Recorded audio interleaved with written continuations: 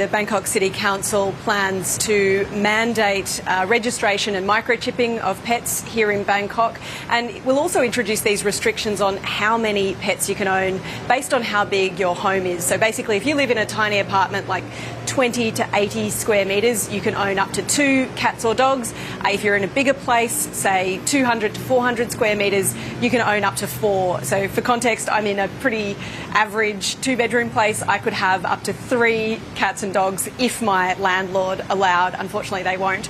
But the other thing that they're introducing is restrictions around certain breeds of dogs that have been deemed dangerous. Those are things like pit bull terriers, Staffordshire terriers and Rottweilers. And so for those dogs, people will need a special registration, and they'll also need to muzzle the dogs in public and have them on special strong and very short leashes to keep them under control.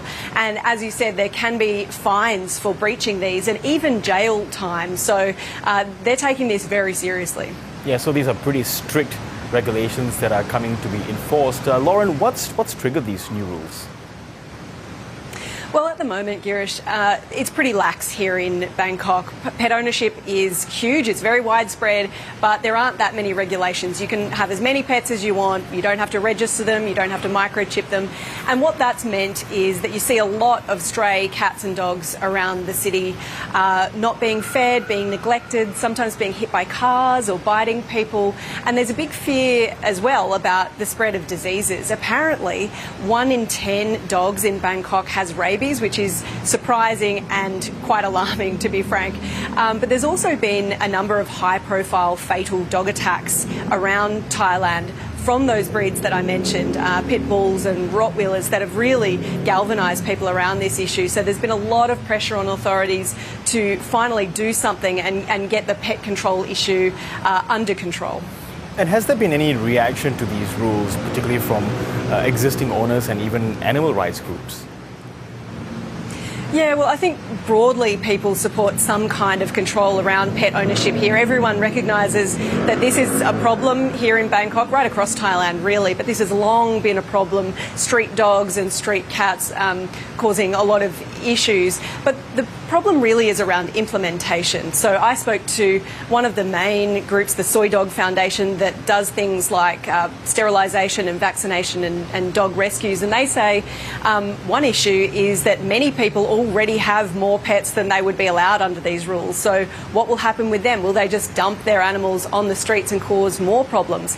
The other issue is microchipping costs money. So will that end up being prohibitively expensive for some people, and they'll be scared of the fines, so they'll just abandon their pets and cause more work for organisations like this. So I don't know how well thought through it is. And the final issue is really policing.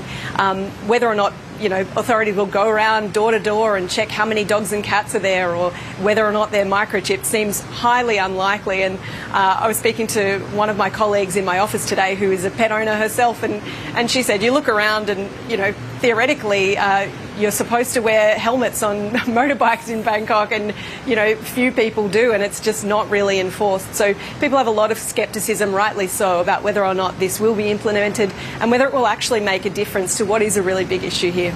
Yeah, Lauren, I'm pretty sure I've seen dogs on bikes in Bangkok, but has pet ownership been growing in Thailand, especially in the big cities like Bangkok where you are?